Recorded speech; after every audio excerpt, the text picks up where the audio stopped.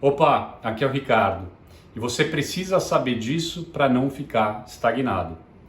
Meu nome é Ricardo Giacomo Maluf, eu sou empresário em modelagem financeira há 10 anos e atuo na área, inclusive internacionalmente, há mais de 20 anos.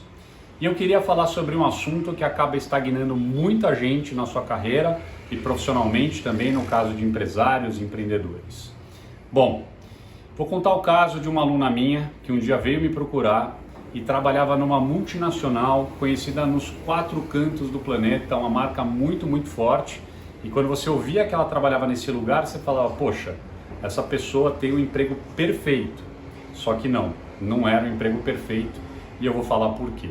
Bom, ela era tão empenhada no trabalho dela que ela fazia muito mais do que era pedido para ela. Então, inclusive nas horas extras dela, nas horas pessoais dela, ela estudava alguns assuntos e conseguiu, por exemplo, integrar os números da empresa através do sistema de diversas áreas, de forma a ter os números saindo automaticamente em determinados relatórios, que era uma coisa que ninguém tinha pedido, ninguém estava esperando. E, obviamente, que ela tinha um feedback muito bom com relação ao trabalho técnico dela, né? Então, todo mundo falava muito bem dos projetos que ela realizava, do conhecimento técnico dela, de como ela usava esse conhecimento técnico, como ela contribuía para a área.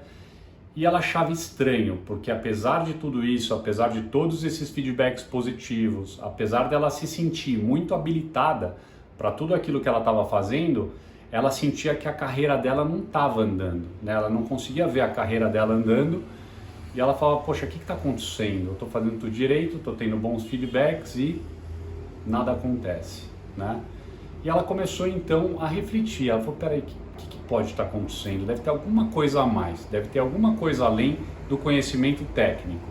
E ela começou então a reparar a forma como ela lidava com as pessoas e a dificuldade que ela tinha de, número 1, não ser submissa e número 2, tomar cuidado para não afetar o ego de alguém na hora que ela estava trazendo uma nova informação ou questionando alguma coisa, né? Então, aqui fica uma reflexão super importante de como que, além das questões técnicas, existem as questões interpessoais e comportamentais para que a gente consiga evoluir, mesmo em assuntos objetivos como a modelagem financeira, e como que isso é fundamental para a gente conseguir sempre estar dando um passinho à frente em qualquer área que a gente esteja, mesmo sendo dono da empresa, sendo CEO profissional, CFO, analista, o que é que seja, né? Então, eu achei super interessante esse relato dessa aluna, porque ela própria começou a investigar o que exatamente poderia estar acontecendo de errado, né? Eu conversei com ela e fizemos algumas reflexões, né? Então, número 1, né? Ter sempre muito cuidado na hora que a gente vai conversar com as pessoas, porque inevitavelmente a gente é ser humano, né? Na hora que a gente vai falar alguma coisa, na nossa fala não está só ali embutido o conhecimento técnico, né? A gente não está só transmitindo alguma informação, existe emoção na forma como a gente fala. E muitas vezes a gente está falando com uma pessoa que talvez não seja nosso melhor amigo no ambiente profissional. E não tem problema nenhum, a gente não tem que ser melhor amigo de todo mundo. Mas existe uma forma de se colocar, existe uma forma de falar, né? Você tem que buscar falar da forma mais profissional possível. Você tem que estar pronto para não necessariamente a sua opinião ser acatada, por mais que tecnicamente você esteja muito embasado. E tem algumas dicas, algumas questões que eu acho que são importantes a gente estar sempre atento com relação a elas. Legal, você vai emitir uma opinião com relação a determinado assunto? Você realmente está habilitado para falar desse assunto? Você realmente pratica esse assunto já há algum tempo, que te coloca como uma pessoa que os demais vão entender como alguém que está falando uma coisa que merece ser ouvida, né? Número 1. Número 2, você pesquisou o suficiente para poder responder as perguntas que vão ser feitas de maneira suave, sem parecer que você está ou recuando ou sendo muito agressivo, né? Então você está preparado, quer dizer, você tem a prática e você tem a profundidade para encarar aquela conversa com tranquilidade, com profissionalismo, né? A outra questão, obviamente, é a inteligência emocional, né? Não necessariamente aquilo que a gente está falando naquele momento vai ser ouvido. Às vezes as pessoas não tem tempo para ouvir, às vezes não é o momento adequado para falar, e por mais que a gente esteja angustiado para querer falar aquilo, não adianta querer insistir. A gente tem que saber segurar, esperar o momento certo para poder falar aquilo que a gente acha que é importante falar, né? Outros pontos importantes, será que a gente tem contexto suficiente, né? Será que eu estou entendendo o que está sendo pedido do ponto de vista estratégico e não apenas técnico, né?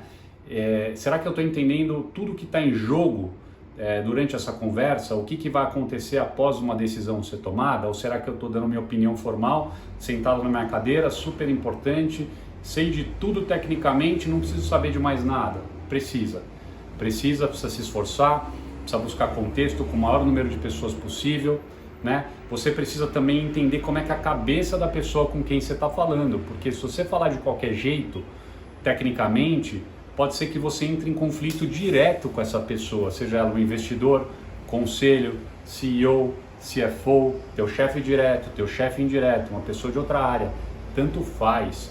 Você precisa saber como que é a personalidade da pessoa com quem você está lidando, minimamente, né? Você não precisa fazer um estudo de perfil psicológico, mas você precisa entender como é que a cabeça dessa pessoa minimamente funciona.